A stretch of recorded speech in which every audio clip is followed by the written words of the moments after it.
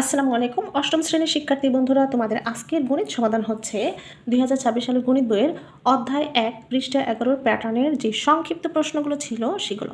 তো এর ২০২৬ সালে কিন্তু এই সংক্ষিপ্ত প্রশ্নগুলো দেওয়া হয়েছে। এগুলো কিন্তু তোমাদের ২ মার্কসের সংক্ষিপ্ত প্রশ্নের জন্য অনেক ইম্পর্ট্যান্ট। এগুলো শিখলে কিন্তু তোমরা অনেকটাই হচ্ছে এমসিকিউ কিংবা হচ্ছে সংক্ষিপ্ত প্রশ্ন কিংবা সিকিউ এর যে ক নম্বর প্রশ্নটি আসছে সেটা কিন্তু তোমরা খুব ক্লিয়ারলি বুঝতে পারবে।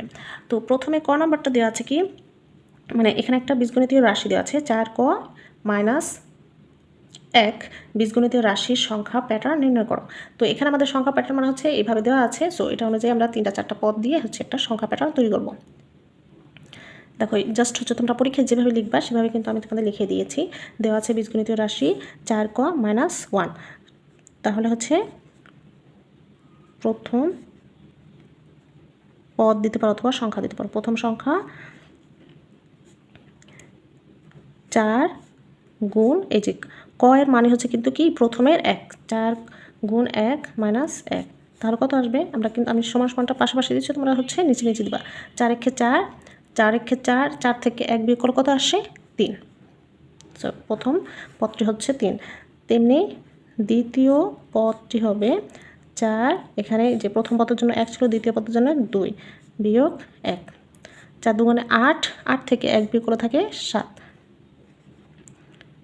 তৃতীয় পদ 4 গুণ 3 বিয়োগ 1, 3 4 12, 12 থেকে 1 বিয়োগ করলে কত থাকে? 11।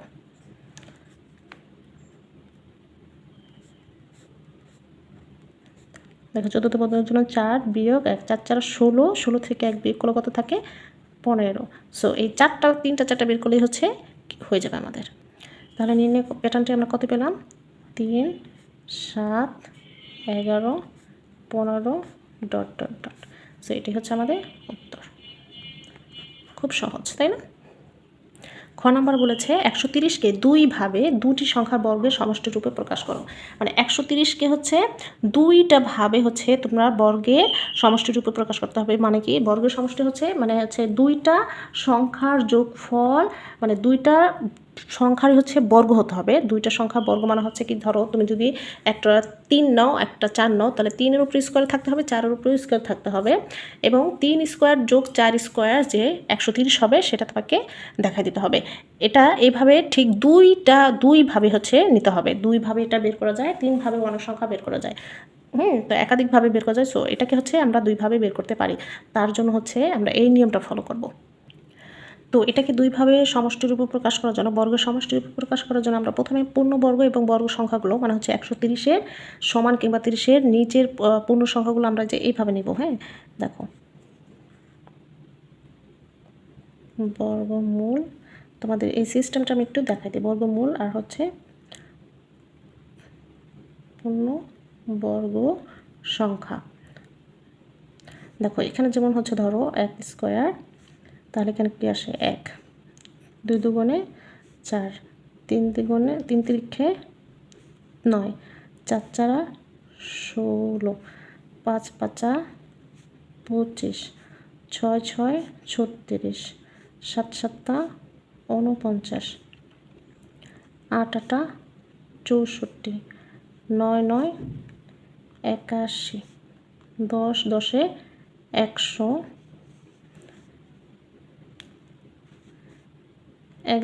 11 স্কোয়ার কত হয়? 121, 12 12 144। তো আমাদের এই আছে হচ্ছে কত সংখ্যা আছে? 130। 12 12 আমরা নিব না, কারণ বেশি হয়ে যায়।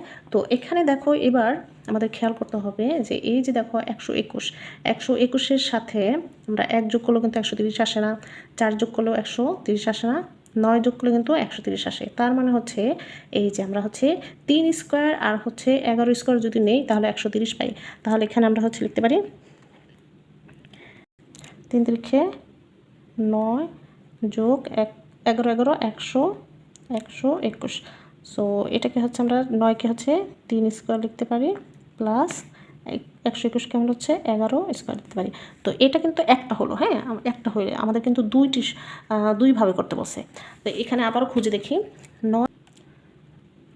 সো এই যে 130কে হচ্ছে আমরা কী করতে পারি 49 আর 81 যোগ করলে কিন্তু 130 আসে।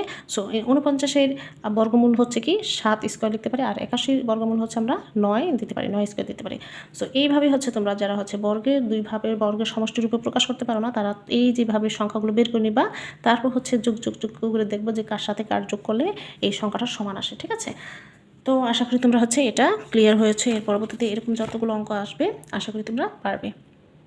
নেক্সটে গ নম্বর আছে একটা প্যাটার্ন দেওয়া আছে যে 14, 17, 20 এই প্যাটার্নটির পরবর্তী দুইটি পদ নির্ণয় করতে বলেছে। তো আমরা হচ্ছে এখানে একটু যদি খেয়াল করি, দেখো পরবর্তী পাশাপাশি পদগুলোর পার্থক্য হচ্ছে 3 করে আছে। তার মানে হচ্ছে আমাদের এখানে লিখব, এখানে আমরা হচ্ছে লিখতে পারি পাশাপাশি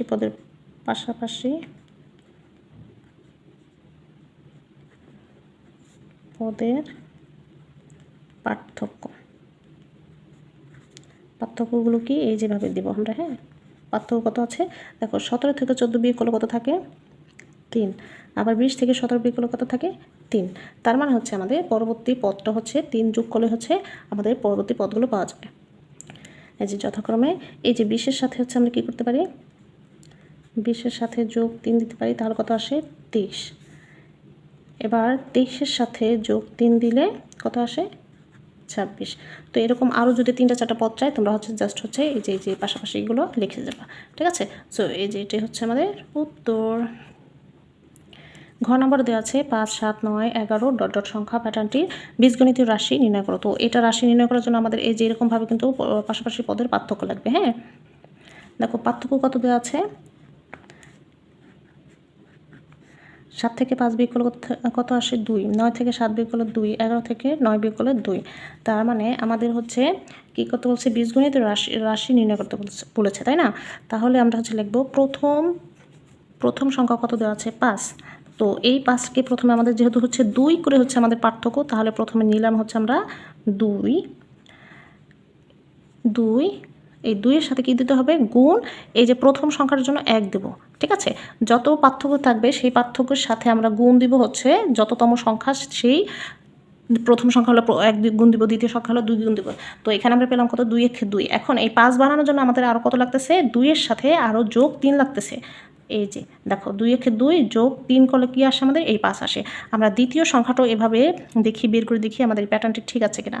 দ্বিতীয় সংখ্যা কত আছে 7। তো এখানে হচ্ছে কি 2 করে বৃদ্ধি পেয়েছিল, তো 2 দিলাম গুণ দ্বিতীয় সংখ্যার জন্য আমাদের হচ্ছে এখানে গুণ দিব হচ্ছে 2।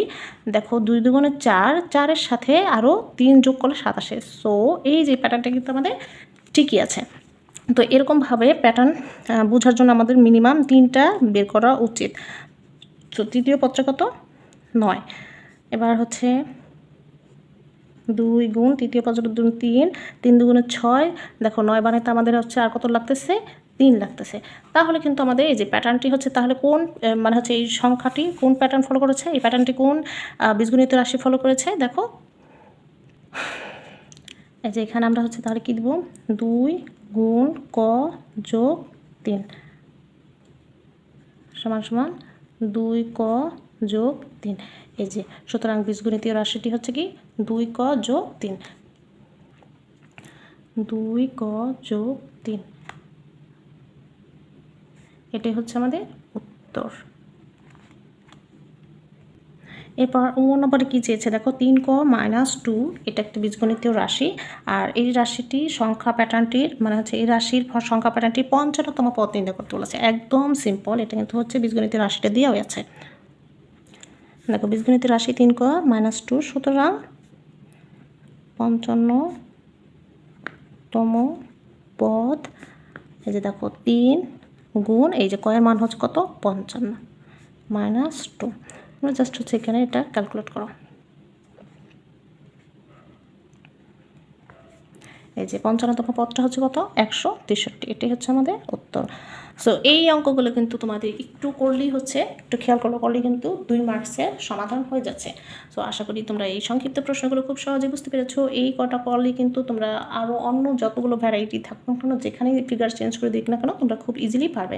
সো যদি ভিডিও ভালো লাগে তাহলে কিন্তু লাইক দেবে, শেয়ার দেবে, বন্ধুদের সাথে শেয়ার করতে পারো। কোনো কিছু জানা থাকলে কমেন্ট করতে পারো। আমার ভিডিওটি কোথা থেকে দেখছো সেটাও কমেন্ট করে জানিয়ে যাবো। পরবর্তী ভিডিও আপডেট পাওয়ার জন্য আমাদের বাংলা একাডেমি চ্যানেল